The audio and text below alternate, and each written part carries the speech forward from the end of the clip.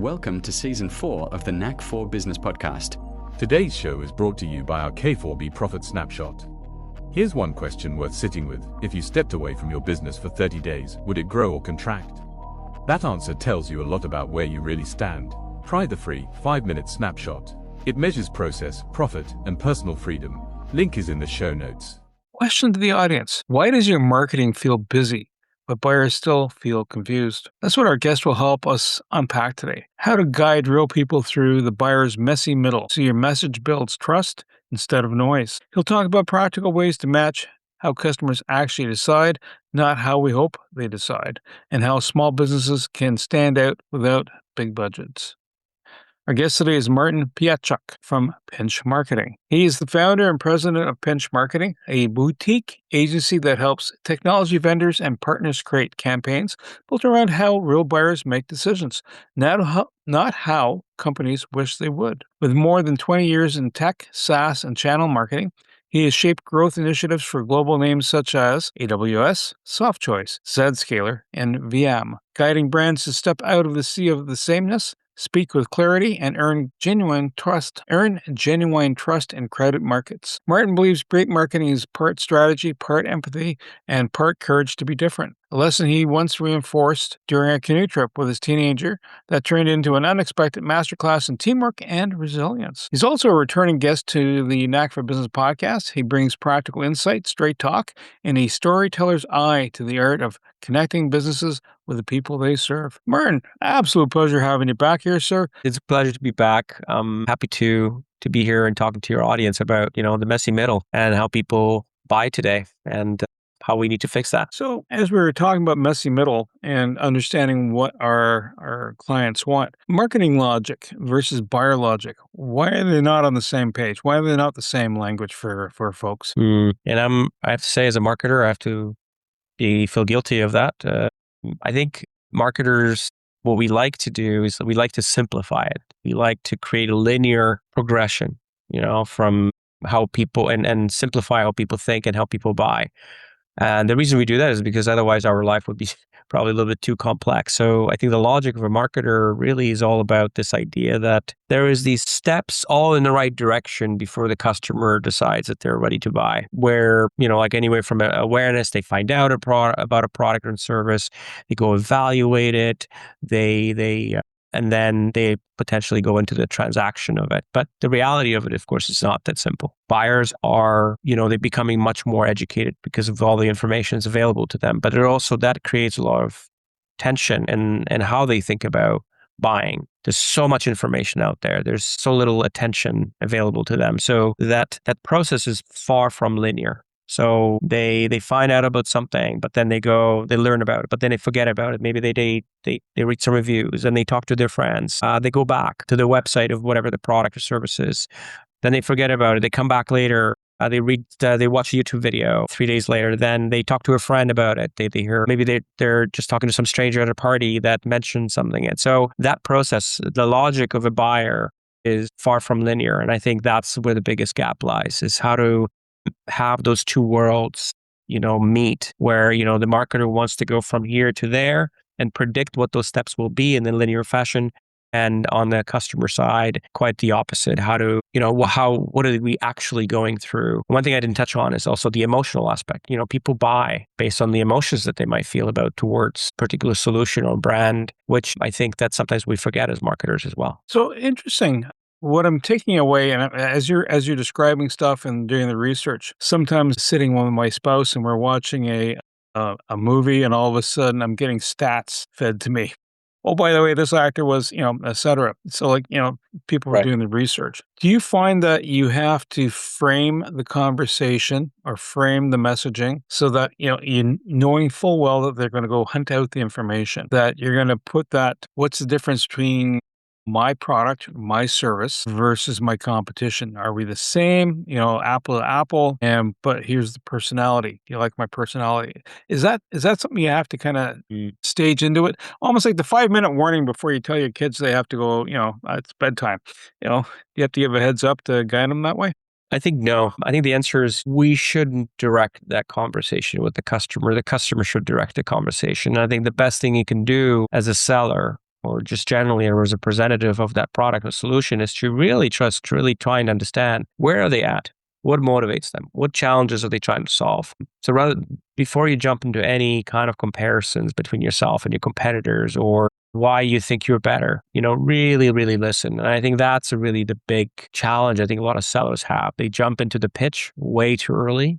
Rather than really understanding what the customer is. I'm not sure if you've ever been in that on a sales call before or even like yesterday, I'm getting some random call. The guy says, "How are you?" And then just jumps into this. He wants to sell me digital marketing services. And I'm like, maybe ask me what I do for a living. Maybe I would tell you that that's actually the business I'm in. And maybe I might not be interested in that because guess what? We're competitors and I have no interest in working with you. A simple question. Hey, what do you do? Would have solved that problem. But he just launched into this monologue for minutes long before I had to stop them and say, hey, hold on, time out here. Let me tell you something about what I do for a living. So I think that this is probably the biggest lesson is that we should listen way more than we do, speak less and trying to understand what the customer has. And only then go into and try to figure out, hey, and be honest and transparent and authentic about it. How does my solution actually fit the narrative on helping that problem? And sometimes it might not. And I think the honesty is also going to be necessary, saying, you know what, maybe this solution is not going to be good for you. So I think it's that level of that honesty and authenticity and listening is going to get you ahead rather than going into, saying why you're the best in the world. Earlier, you were saying the emotion does the purchase, and I get it. Many a time going, oh, I like that car. It just looks so pretty, right? I can see myself in there. And then later on going, is that a B2C approach or is that a B2B approach? And the reason I'm asking B2B approach, if you're doing a solopreneur or, a small, medium business, but if you happen to be, if your client happens to be corporate, right? And just, it's a monster, or even a government agency. And as we all know, there's something called an RFP. How do you pitch it? Is the RFP giving you all the information the client really wants? You just have to kind of distill it, have a chat with them. Maybe, it'd be kind of hard to have a chat in mid-play. You can go through the purchasing department, but but if you're not familiar with that particular marketplace, how do you find the emotive piece to make that winning touchdown? Or is it emotive at all? I think that we put too much effort in emphasizing the difference between B2C and B2B. At the end of the day, we're dealing with people. The buyers at a B2B organization may seem more formal, they may seem more professional, they may have a more of a front and saying, hey, this is what my company does. But there's always an emotional motivation behind it, right? So let's say I'm an IT buyer. I might say to you, I need a better cybersecurity solution. But what's maybe behind it on a personal level is maybe they've been burned before. Maybe their job is on the line. Their future is on the line. Maybe they have someone, maybe they're under attack by hackers and, or they want to really build up their brand internally. They really want to elevate. They want to get a promotion. Which is going to turn into more money. So I think as much as we think that it's always the motivation might be for the company that they work for as a B2B buyer, at the end of the day, they're also human and they are trying to, plus if they buy from you, what they also want from you is that will they be able to work with you as an individual? Do they trust you that you can deliver on the promise that you're putting in front of you, right? So there's a lot of exchange around trust. Because not only the whole days of like the saying, buy IBM because you'll be safest, that's no longer applicable, right? So you really have to listen for those cues from the buyer and vice versa.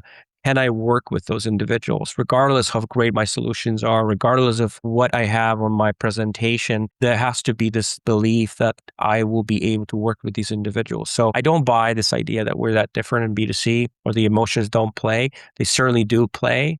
But there's perhaps different motivations, but they're very much in play. What taught you the most? Was it other buyers, an executive, a client, or someone outside of business that taught you about the buying style and understanding that whole dynamic?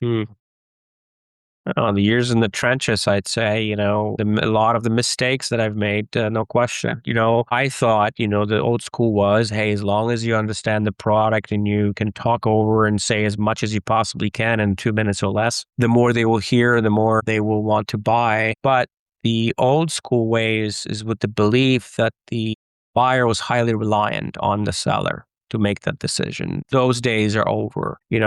and I feel like I'm dating myself by saying this, but 70% of the buying happens before they actually pick up the phone and call you. They probably consume 10 to 20 different pieces of assets, content, your website, your videos. Maybe they read reviews, maybe they talk to colleagues, peers. So there's a lot of interaction happening before they shortlist any organization they want to talk with. So when you jump on the call, you should assume that they know something about you. It's rare that somebody's just going to pick up the phone and call you randomly without knowing anything about you. So that's the first thing. So I learned that the hard way. That and sometimes the clients or executives or the proxies for those customers are like, oh, let me stop you there. You know nothing about a marketplace. So I really had to reframe, go into the learning mode, go into the curiosity mode, stop myself from talking. Start really listening for the cues, not just what they're saying, but also, even the body language. How are they reacting? What activates them? What are the things? How passionate? What do they feel passionate about? Where do they feel some angst?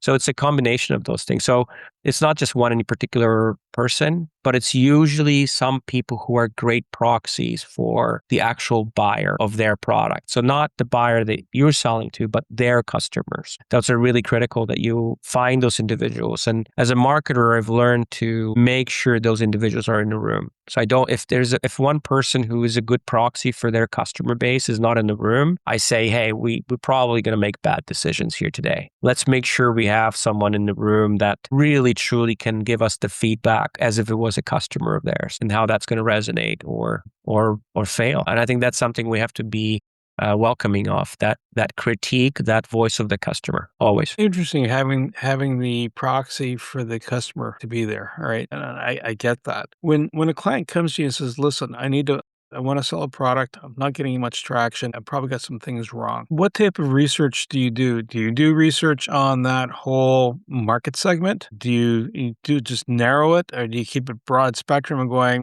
yeah, you're marketing here, but your product would fit really nicely here? Do you do that type of comparison? Kind of there's more yield and it's almost like you're planting crops, right? A certain soil is not meant for all plants, right? Do you do that, or do you just look at the consumers or the buyers in that space? And I would say I let you fill the rest of the blanks in. Yeah, for sure, Bernie. I would say there's a couple of things you said, and then I started chuckling internally because I'll tell you why. Because it's rare that customers will come to me and saying, hey, we think there's something wrong with our product and it's not selling. Usually they come and say, hey, how come our great product is not flying off the shelf? Because if more people knew about it, people would buy. And I think that's the first universal mistake I hear about, is that there is this conviction and this arrogance, perhaps you can call it, that I think I've created the best thing since sliced bread, and why the heck is it not flying off the shelf? So that's probably the first hard conversation, to say, well, I know you believe that. You're obviously the creator, the founder, you're in love with your own solution. I get that. But sometimes it's but what do your customers or prospects really say about this? Okay? And that's where the product market fit conversation is really critical and important, is trying to figure out, okay, well, how do you validate that? You think you built the best thing since sliced bread, but now you have to put it in front of people that you think are the right people and then test out those assumptions. And many times those assumptions are completely inaccurate. So what I typically do then is, depending, of course, on the kind of engagement and the budget and things like that, in the best case scenario, you actually have real conversations with real existing customers, prospects that they and more so people that they tried to sell to but failed for whatever reason, because those are the individuals that will tell you the real story. They have no connection with your brand, at least because they chose not to work with you. So listen to those folks. Why did they not buy? And then see if there's any commonalities between what you're hearing.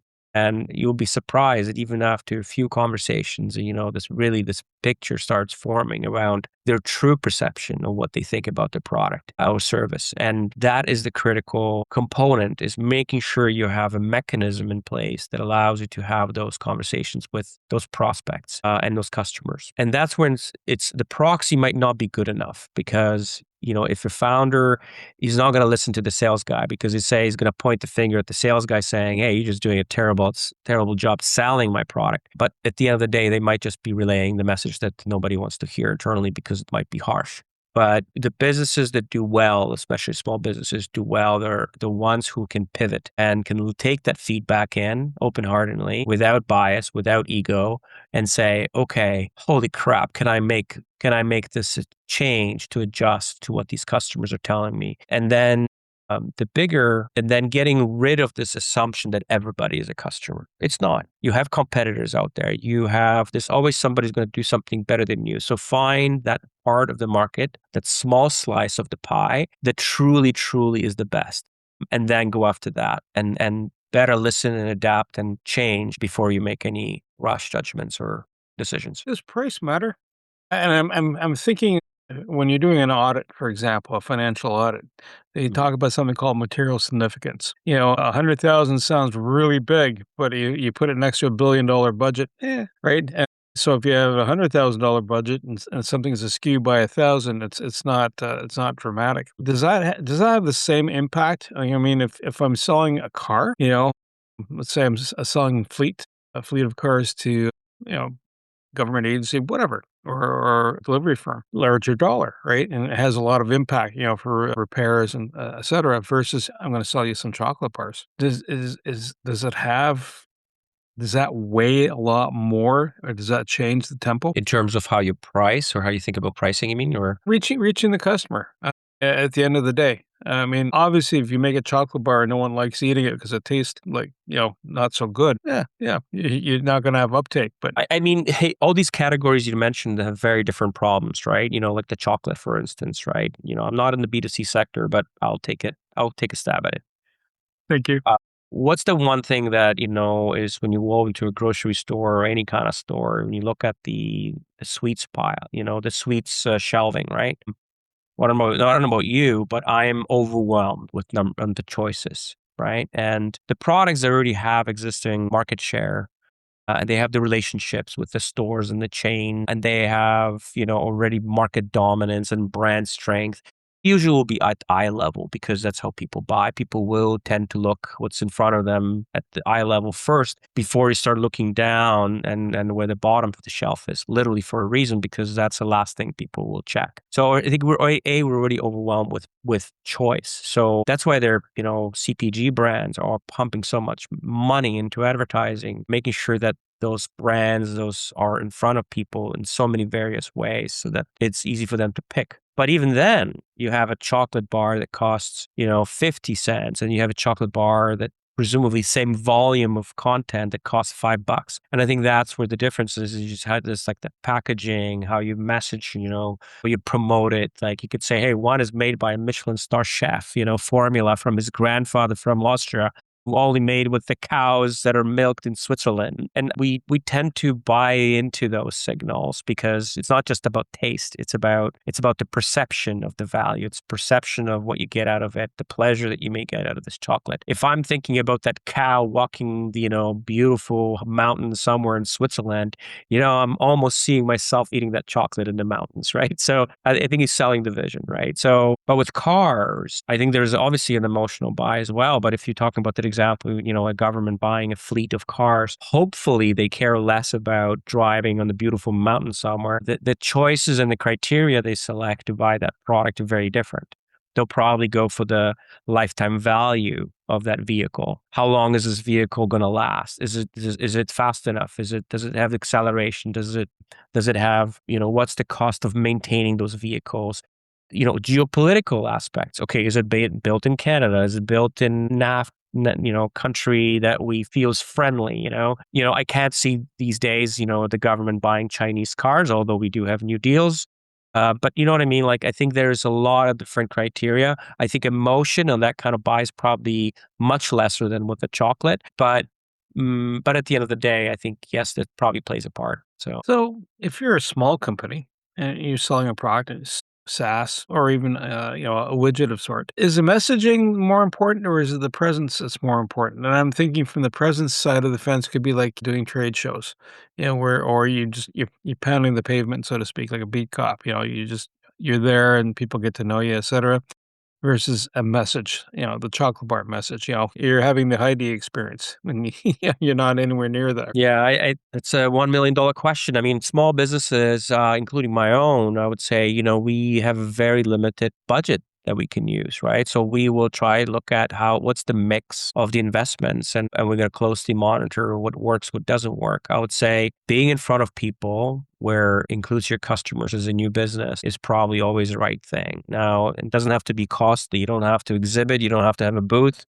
But just being there, talking to people on the ground and understanding what their needs are, and just like handing them your product, saying, hey, let's have a chat. I'll give you a coffee and you can taste my new chocolate that, is the best of the best. I think being on the ground is certainly important in all businesses, I think, regardless if you're a 2-man operation or if you're a, 5,000-man operation. It's really critical that you have a mechanism to be in front of actual people. And then the rest, I think advertising, whatever platform, whatever channels you use is really going to be dependent on where your customers are, right? If I'm selling to, people over 60 who are affluent and they're not going to be on social media, right? They're not going to be on watching TikTok videos. Maybe their kids will and the grandkids will show them how to use it, but they might be listening to radio, maybe jazz radio. Maybe they're still reading newspaper in a physical format, right? So me throwing ads on YouTube for that demographic is going to be useless. So it's really trying to understand what I call the watering holes. Where do people go to educate themselves? Where do they go to learn? And if you're 60 plus and you still read the New York Times and Globe and Mails of the world, listen to jazz radio, like me doing the best advertising on LinkedIn or TikTok is not going to do anything. So it's really understanding where they're at. And that's what those face-to-face interactions are so important. You should always ask the question, hey, how did you find out about so-and-so product? Why did you buy this in this solution? What made you think about that? Is it because you heard it from a colleague? Is it because you saw some ads on the website? What drove you to make those decisions? I think it's really critical. I find small business owners, even when somebody calls them up out of nowhere, they fail to ask that question. And the question is simple. Hey, how did you find out about us? So that's the one step I would say you could do today. It doesn't cost you anything. If you're getting a call or an email, somebody asking about your service and solution, ask them, how did you find out about us? And that will give you some hints. And if after you ask that question 50 times, you'll know that this particular source works really well and that does nothing for you. So you can then massage your budgets accordingly. Messy middle. Can you kind of unveil the story of what messy middle means and how does it flow through? Yeah, I've hinted on that earlier when we talked about this linear relationship of what marketers think happens and what actually happens. It's called messy middle because the process or the path that the buyer takes is not a straight line and usually upward towards a sale. It looks like something like this, and this is not terminology that came from me, and I can't take the credit. There was a study done by Google. If you can imagine, Google has trillion of data points that they can compare and look against, and where they can measure those digital steps that people take, and sometimes not even digital, because with phones they know where we are, they know what stores we're going into, right? We know what transactions are being taken. So they have a very good grasp and understanding of what those steps are. And what they found is that the process is far from clean and linear. So, we talked about those chocolate bars, or not even chocolate bars, but let's say, how you even go about selecting a movie on Netflix, right? You go on Netflix, watch something else, and then there's a pop-up that shows up, or once you finish, it says, oh, recommend it. If you like this movie, then you might like that movie. And you just see the title. You ignore it, but at least you say, that there's some attention that was driven towards that alternative titles. And another day you get offline, you go talk to your friend in the kitchen having lunch and at your workplace, and you overhear them talking about, this great movie that they see. And then you hear the name of that movie and you're like, oh, wait, I think that's the same movie that I heard about. So then you go to your desk and you start, typing, you go into YouTube and watching a trailer or something like that. But then you're like, oh, I don't know if I like that, and then you walk away. Then you walk to a store. So I think, just giving you this direction is that, it goes back and forth. It's never that like one thing that happens that drives a decision. It's multiple, steps that go back and forth. before. You could ultimately come home one day, a week later, or 2 weeks later, and say, and now you see this title again. You're like, and you talk to your wife, hey, you know what? This thing just keeps popping up in my life. Let's watch it and see what happens. I think that's the messy middle. The messy middle is that it's not as clean. It's not as easy to track. It's all over the place. And there's a lot of disparate points that influence you before you make that purchase decision. So messy. Was there ever an instance in the process of marketing where that didn't go well, but it provided you that great insight, that provided that revelation that either you saw someone else do it or you've done it yourself? Was there anything that was kind of monumental that made you go, "Oh yeah, eureka"? I wish I could say that there was like a lot of these eureka moments. I think it's kind of like the messy middle. It's every little change is incremental, small little insights that we take. I'm a big fan of experimentation and trying out new things. I think especially now with the advent of AI, it's going to be so much critical to really come up and challenge ourselves to come up with unique and different ideas and not be afraid of failure. I think I think that's my methodology. Hopefully you are, as a business owner, you will take that philosophy hard on and say, don't seek perfection. Try out things. Even if it's 80% done, try it out, see if it goes. If it has any promising response, then you can iterate, work with it some more. I think that was the biggest. It happened to me multiple times where I made a hypothesis. I thought I discovered, gold, and I had this epiphany. I'm like, oh my God, this is going to be the best of the best. And then I go on Google, and sure enough, there was already people that did the same thing multiple times. I'm like, oh, right. Too late for that. I have one story actually. When I was thinking I still wanted to do a startup online, and I'm a vivid traveler. I've been around. You've mentioned, my trip with my kid. And sometimes I'm in the car just doing a road trip, and I thought I'm driving behind these interesting places and I don't have time to stop. I'm like,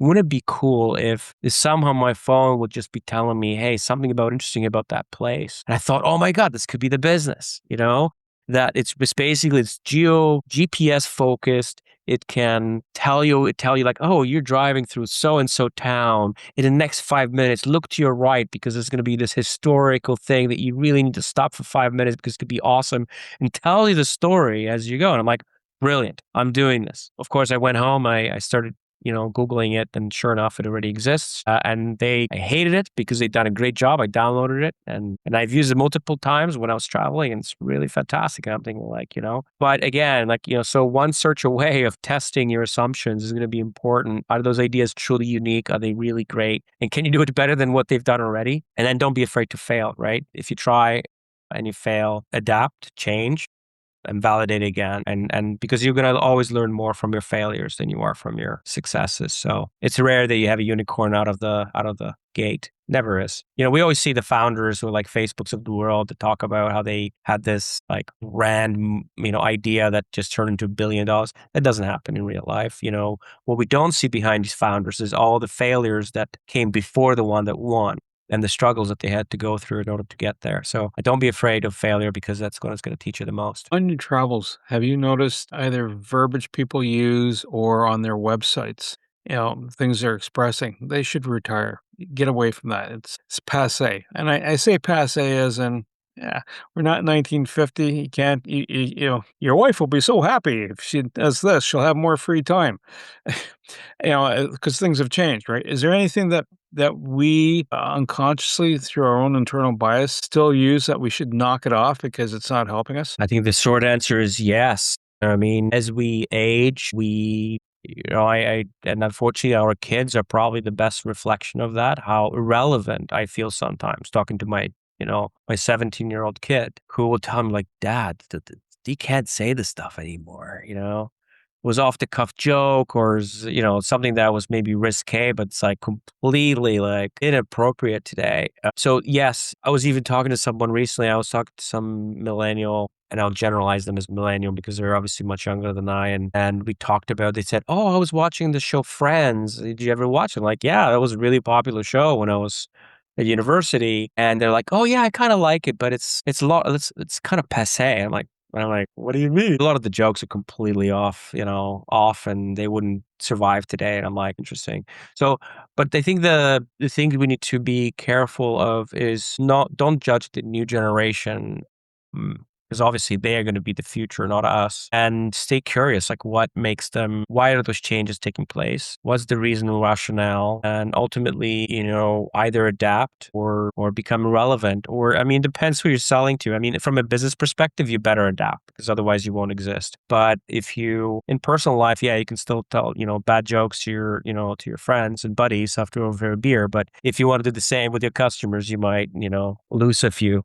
So yeah, I think definitely stay curious. Talk to your younger kid, your younger family members. They will tell you what is or what won't work, and test it out. If you're a CEO of a company that sells to a younger audience, you shouldn't be the one calling the shots. It should be them calling the shots, or definitely the people who are working with you, who are representative of your target audience, because they will be much more in touch with those needs of those customers than yours.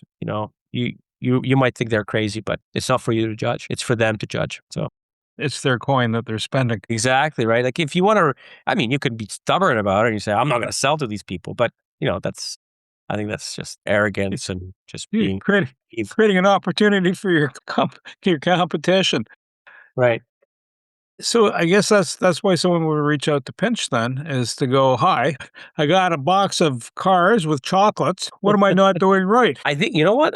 I think that takes a lot of guts to be able to come up with and say something like that. It's rare. I think it really is rare. I think that the conversation that I would have with that person is to say, okay, let's see, where are you seeing? Tell me everything I need to know about your business, your customers, what you're trying to sell, what are you trying to own in what space, and have a non-threatening conversation to learn as much as you can about them, and then do the same about their customers. And then, trying to figure out, formulate some thesis of what the new model could look like for them. So I think that's kind of what we would approach it. We typically would do a workshop type of environment where we, drink from the fire hose, learn for as much as we can, and then formulate some ideas and what could be the potential strategies and methods and tactics that we could employ to test out and experiment with to see what could stick.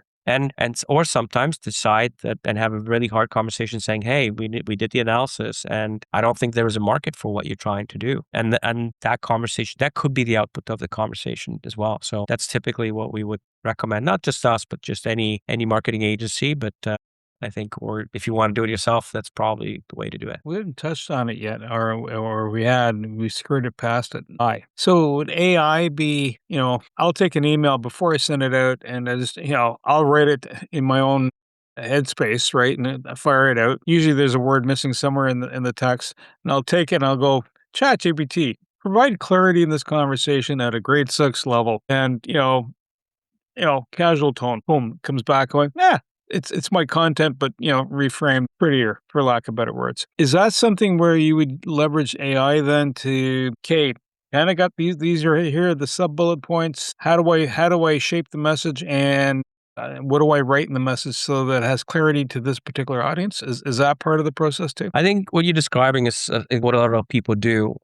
But I would caution you not to rely on AI too much. First thing I would do with AI is to teach AI as much as it needs to know about who I am, how I think, how I talk, how do I sound, well, how do I write? It's going to be important because if you want AI to mimic your writing style, that it will get much closer to what you actually sound like. Because at the end of the day, people sniff out AI pretty damn quickly. So if what I do sometimes is kind of like I have very rough notes, especially after a client call, and I'll have like transcripts from the conversation like we're doing today, and I throw it into AI and then give them some few different prompts and say, it's already been trained in my voice, and say, hey, I want to say this, this, and this, write it in a short and my tone and reply to this email. And then I take that, I also tweak it and throw in some humanity into it.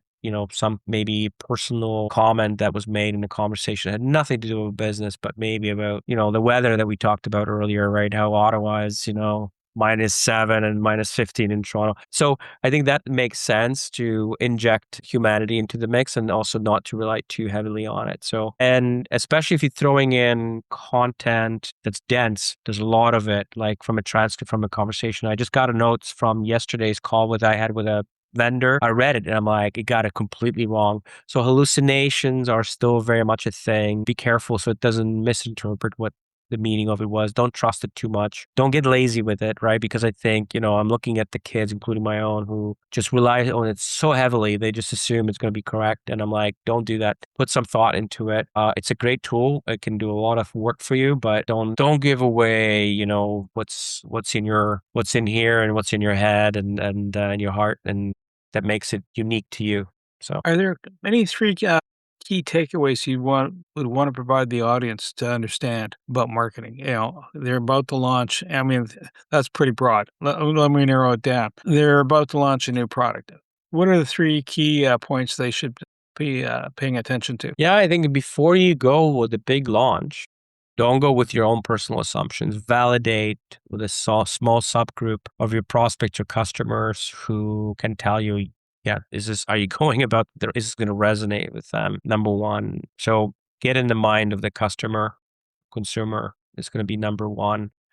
Number two, again, don't assume one message and one offer is going to do it. Play around, experiment, try out different things, do A/B testing, allow flexibility for failure, and do the same thing with your audiences. Don't always assume if you think it's for this individual, don't be afraid of putting it in front of other individuals, because guess what? You might find that your assumptions were wrong. So I guess the third one is really trying to be honest with yourself. It's not about you. It's not about your ego. It's about your customers and prospects. If you believe, maybe you'll find and everybody will agree with you. But at the end of the day, one biggest lessons I've learned is that your instincts might be right half of the time, but at the end of the day, your customers will tell you more than you probably want to know about what they truly think about your product and service and you and your business. So don't take it too personally. Martin, if someone says, "Hey, listen, I need a pinch of salt here. Help me out." Sorry, bad pun. No How do worries. they get how do they get a hold of you? How do they make that connection? Well, I think the easiest way to do that is look me up on, I was going to say looked on LinkedIn, but that would require to remember my first and last name, which is not the easiest. So I think probably the easiest is to go to my website. It's pinch.marketing. It's no .com. It's just pinch.marketing. So it's hopefully simple enough. And yes, just to make that story stick, the reason we called it pinch was not necessarily because of pinch of salt, but because we were very much in a pinch ourselves and we felt that some of our customers are in a pinch and we're here to help. So if that's going to make you remember, if you're ever in a pinch, look us up. Perfect. Do you have any special offerings or any podcasts or books out there? Yeah, we do. For those of you who are marketers who are already in the field, I do interviews with partner marketers. It's called the Pinch of series. You can find us on YouTube or you can find us on LinkedIn. I do say that it's more designed for those who are already on the marketing trade, especially in the partner marketing field. I talk to people sometimes far smarter than me, and I'm using that as a way to learn. But if you want to learn more about marketing, partner marketing, and channel marketing, I highly recommend you go check it out on YouTube. So it's called Pinch of series on YouTube. So Let's say thank you to Martin Pietrzak. Really appreciate your time today and great having this conversation. And just know that whether you're going to sell candy bars, cars, Martin has a way to help deliver the message and take your message and engage the client with it. It might mean a little bit of transmutation, or maybe there are other opportunities that are out there. Everything you heard today is for educational purposes only. It's not professional advice. Before you act on anything, talk to a certified expert in your area. Your accountant, your lawyer, someone who knows your situation. We share perspectives. You make the decisions. Want more? Head over to blog.knack4business.com, packed with practical episodes on AI, marketing, leadership, and growth. No fluff, just the good stuff. Subscribe while you're there. Until next time, keep building.